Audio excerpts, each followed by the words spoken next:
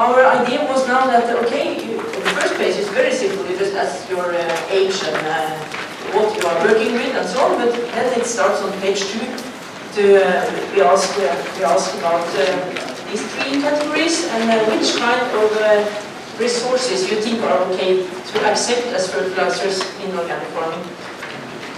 And our idea now was that maybe you think this is not so easy, so then you're very welcome to discuss that with your neighbor or around the table. And then we do that now for a while, maybe 5 minutes, and then maybe you come on your table or with your neighbor, you find some very interesting question that you like to share or discuss with everybody. And then we have also many UK experts here in the room from Soil Association and other that also can assist Julia and me and Ron in answering some questions and give some comments. And then I hope we can have a nice discussion. Yeah.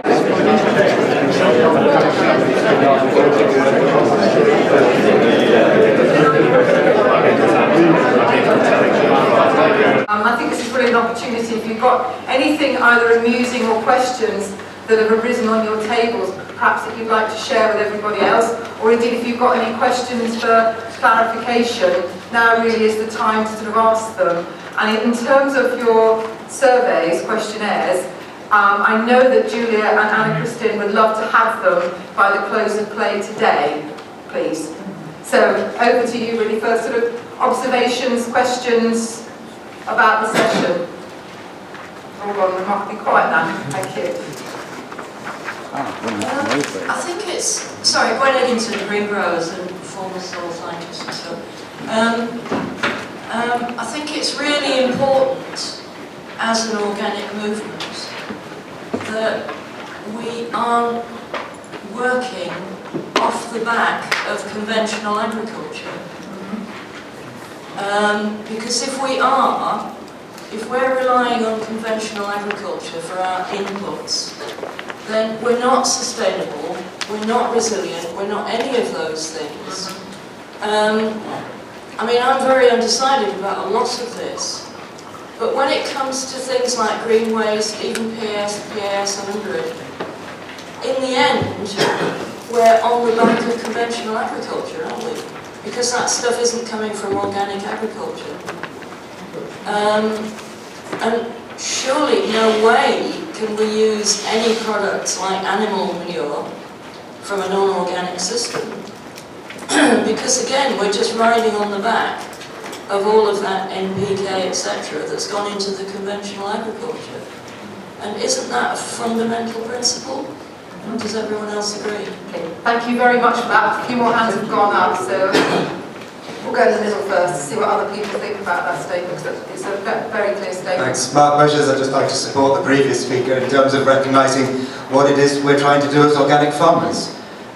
We're trying to use our resources most effectively to produce the best quality products with the minimum contamination. And I've yet to hear today really addressing whether we actually need to be using these products in the way that's been proposed, and I would like to emphasise the absolutely critical importance of properly understanding what we've got in the first place and working out through soil analysis first as to whether we need anything, and then secondly checking from plant tissue analysis whether actually we're getting enough minerals and trace elements in the crops that we're growing.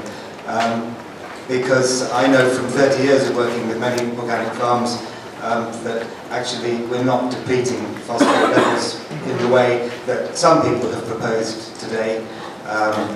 And it all depends on the individual site and the farm situation.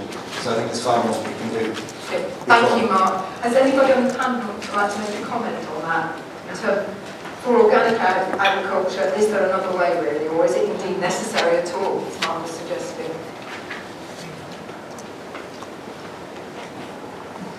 Yeah, I think that microphone works on the book. Yeah, I think. No, I guess I will make a comment. I see your point, and I agree that soil analysis of phosphorus is very important for organic farmers. But when you see that over time they are declining, then it's a question of how, if you are an advisor, how deep, how long should you allow this decline to go on before you want to do something to.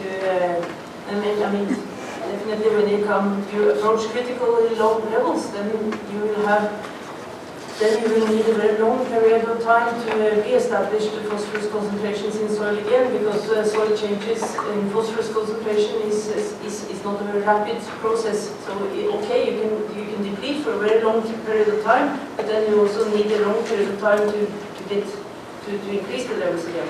Yeah, I agree on some. Sorry, because Mark, I think you said that there are some farmers you work with where the soil levels are not declining over many, many years. So that's quite interesting to know what type of systems are they, and what you think is the reason why that's the case, that based on our knowledge of farm nutrient budgeting and what goes in and comes out. Well, sometimes soil levels, natural levels of soil. There is a baseline level that soils will supply, I realise. So. Absolutely. Some soil types, there are very large reserves of phosphate. And as Liz Stockdale continually points out, the amount that is actually available to the plant is a minuscule fraction of the total that is in the soil. And what our challenge is to try to make that more available. If it's not there and it can't be made available, then yes, we need to be using the best and most suitable sources of phosphates to bring in. I do welcome this discussion, but don't be led into thinking that all farms, all situations, you are going to be running into a deficit of phosphate, which will be depleting in the long term. Yeah, but it's also really interesting to know more about those specific systems where they're not running a deficit, what they're doing right. But I think today we've been emphasizing, that as much as possible, maximizing natural processes to improve cycling and capturing recycling of phosphorus within the farm system. But I think we recognize there are cases where you do need to bring in phosphorus from outside, and that's where we get into the whole issue of can the organic sector somehow exist in isolation from wider society? And that's the big sort of philosophical question of do we carry on trying to, or kidding ourselves, because mostly we're not active, in isolation from the wider system in a way. We're bringing in something that originated in a conventional system often from a rather long route. So that's where it gets complicated. Maybe Peter has something to add to that, having put his head around all this for a long time. Okay, we'll come back here. We've got two questions here that I want to repeat, and then we'll continue the subject. I just wanted to make the point as well that hasn't really been mentioned this afternoon, that there are enormous reserves of phosphorus in the soil, and what organic agriculture should be good at is getting that from the mineral to the organic fraction. In other words, that basic husbandry of the soil, feeding the soil, boosting your organic matter levels, getting the microbiology right in the soil, which is the fundamental principle from Eve Balfour, etc.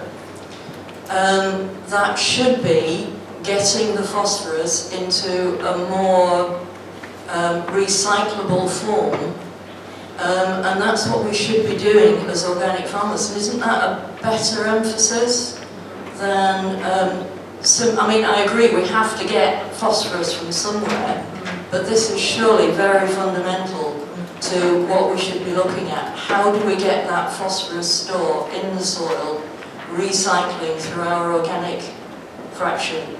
And I believe that at Nafferton they're doing quite a lot of work on that. Okay, thank you very much.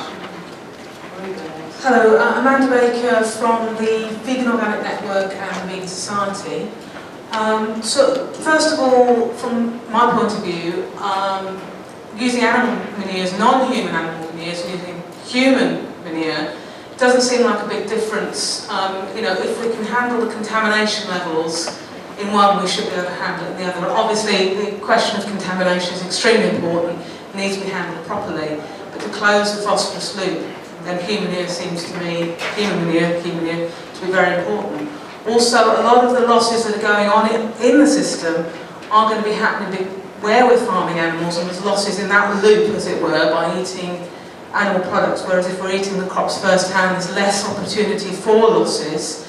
And I don't think it's controversial to say that if we were to go to a fully organic system, then people would be looking at eating about 80% less animal products to have a fully organic and sustainable land system. So that will help to give us more time to actually solve the phosphorus problem. So that would be my 2 points. Thank you very much. I'll take a point from Peter Welch over here, and then the question on that table, and then I think we'll come back to our speakers for the final comments. Just a couple of quick points. I mean, our position for a long time, the Soil Association, has been that we ought to change the EU regulations so that human sewage can be recycled in organic systems for all the reasons people have mentioned about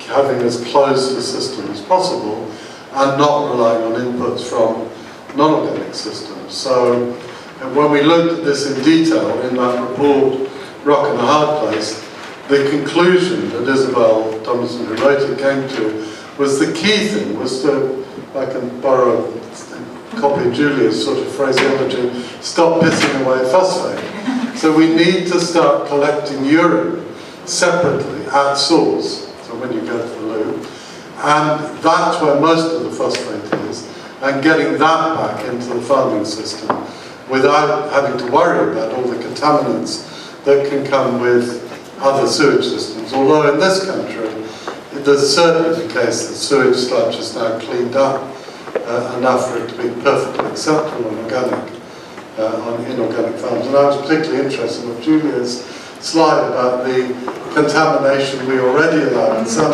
sources of phosphate and the much lower levels in things we don't allow. So we're keen on seeing the EU regulation changed. We take this up with IFOAM in the international organic movement. And the other thing I'd say, just to agree with Mark, that this huge source of untapped phosphate in soils, and if we could have a bit of research on how we could utilise that better, that would certainly be another big way of helping this problem. Thank you, Peter. We've got, I'm ever so sorry, we've got this gentleman here has been ever so patient the whole time, and I'm fairly certain out of time. Hi, I'm Henry Burt, University of West England. So one of the issues I wanted to raise was just with phosphate. I wouldn't think that it'd be realistic that in all situations across the entire planet that there's always going to be an abundance of baseline phosphate in the soil. So I think that's a big issue that we need to address, and even if in some places we can use ambient phosphate, eventually we're going to need to import it. So bearing in mind green ideals and not letting resources go to waste and trying to have using resources of the lowest impact, I think it's important that we don't strike out any source of phosphate if we can guarantee that it is at a decent level. And if we look at the alternative, so if we're mining phosphate, what sort of impact is that going to have on our ecosystems? Like, are we going to have contamination from mining? Are we going to have greenhouse gas release from the machinery that's going to be running? So if we take a holistic approach, there's never really going to be an ideal situation, but are we going to maybe take the lesser of two evils, and maybe it then becomes an assessment of the best source that we can use. So my question to the panel was, in the barriers that you face in getting some of the resources that are currently considered non-organic, what are the main steps that you need to overcome in terms of legislation and regulation to get them onto an organic certification? Thank you very much. Wow. Ladies and gentlemen. I think we've touched on a lot of the issues in our talks today. I mean, actually, I think the number one challenge is that it's something that you've got to get all the states in the EU to agree on in Brussels, really. That's where the change has to come. There's a huge difference in the European countries. UK is actually one of the most progressive in terms of using human waste on the land now. So other countries, as I said, I mean, Europe don't use biosolids at all, they burn them, bury them. So that to me that's the big challenge to do that lobbying at the iPhone level that Peter's working on iPhone. So, do you know what do you know just what the scientific justification is for not using human-based in terms of organics? Is it mainly the contamination? I think it's a mixture. It's not always scientific. I think it's a mixture of philosophical and concerns also about consumer perceptions. It's a mixture. I'm actually Sarah might have something to say about this. I'll take my officer about the source. I think historically, sewage sludge contained lots of heavy metals, and there was real problems with applying it to the land, and that's the situation when some of these rules were written up. So I think technology's moved on a long way, and I think it is a time when it can be looked at again. But there are lots of issues that need to be discussed at European level. I know Germany think very differently, potentially to the UK as on these issues. And we identify those member states and perhaps work with them to find a solution to them. Thank you. I'm conscious that Astrid has looked in not once, not twice, but 3 times. So I suspect our tea's getting cold. I hope you'll agree with me that we've had a really stimulating after-dinner session. So really starting to get to grips with some of these real issues that are actually facing us now. So it's not really something that we can just go up into the bay, let's carry on. And I think we've had some useful information about what is happening out there in terms of building up phosphate deficits, but also I think the idea that should we as the organic movement really be accepting products that have come from conventional agriculture. I think it's really sort of thought-provoking for all of us this afternoon. I'd like to thank all my 2 speakers, Dan Foley, Anna Christina and Julia. I'd like you all to join me, please, and say thank you.